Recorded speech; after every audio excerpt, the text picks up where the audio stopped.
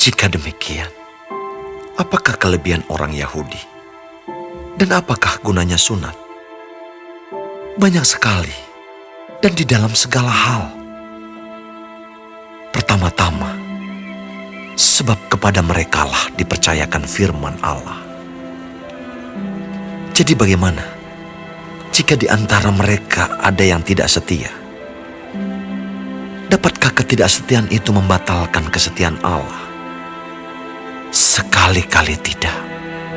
Sebaliknya, Allah adalah benar dan semua manusia pembohong. Seperti ada tertulis, supaya engkau ternyata benar dalam segala firman-Mu dan menang jika engkau dihakimi. Tetapi jika ketidakbenaran kita menunjukkan kebenaran Allah, apakah yang akan kita katakan? Tidak adilkah Allah? Aku berkata sebagai manusia, jika Ia menampakkan murkanya? Sekali-kali tidak. Andai kata demikian, bagaimanakah Allah dapat menghakimi dunia? Tetapi jika kebenaran Allah oleh dustaku semakin melimpah bagi kemuliaannya, mengapa aku masih dihakimi lagi sebagai orang berdosa? Bukankah tidak benar fitnahan orang yang mengatakan bahwa kita berkata, marilah kita berbuat yang jahat, supaya yang baik timbul daripadanya? Orang semacam itu sudah selayaknya mendapat hukuman. Jadi bagaimana? Adakah kita mempunyai kelebihan daripada orang lain? Sama sekali tidak. Sebab di atas telah kita tuduh baik orang Yahudi maupun orang Yunani, bahwa mereka semua ada di bawah kuasa dosa. Seperti ada tertulis, tidak ada yang benar, seorang pun tidak. Tidak ada seorang pun yang berakal budi. Tidak ada seorang pun yang mencari Allah. Semua orang telah menyeleweng. Mereka semua tidak berguna. Tidak ada yang berbuat baik. Seorang pun tidak. Kerongkongan mereka seperti kubur yang ternganga. Lidah mereka merayu-rayu. Bibir mereka mengandung bisa. Mulut mereka penuh dengan sumpah serapah.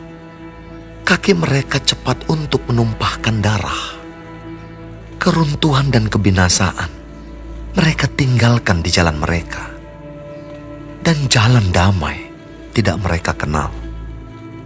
Rasa takut kepada Allah tidak ada pada orang itu. Tetapi kita tahu bahwa segala sesuatu yang tercantum dalam kitab Taurat ditujukan kepada mereka yang hidup di bawah hukum Taurat, supaya tersumbat setiap mulut dan seluruh dunia jatuh ke bawah hukuman Allah. Sebab tidak seorang pun yang dapat dibenarkan di hadapan Allah oleh karena melakukan hukum Taurat.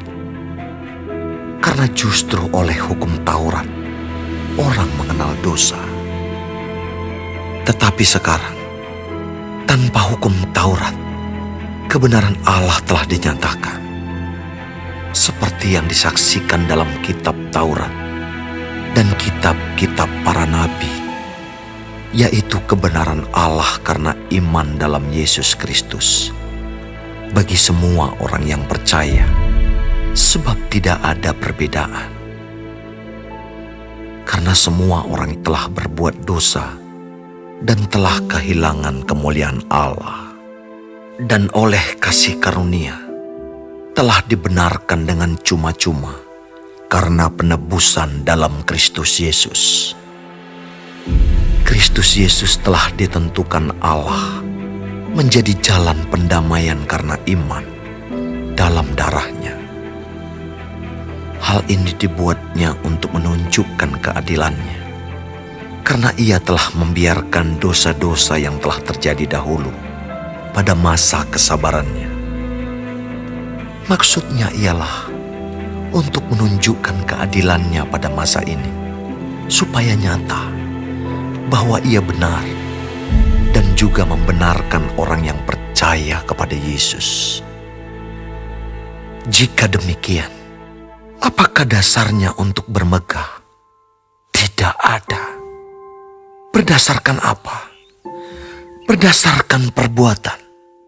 Tidak, melainkan berdasarkan iman. Karena kami yakin bahwa manusia dibenarkan karena iman, dan bukan karena ia melakukan hukum Taurat. Atau adakah Allah hanya Allah orang Yahudi saja? Bukankah ia juga adalah Allah bangsa-bangsa lain? Ya, benar, ia juga adalah Allah bangsa-bangsa lain. Artinya, kalau ada satu Allah yang akan membenarkan baik orang-orang bersunat karena iman, maupun orang-orang tak bersunat juga karena iman. Jika demikian, adakah kami membatalkan hukum Taurat karena iman? Sama sekali tidak. Sebaliknya, kami meneguhkannya.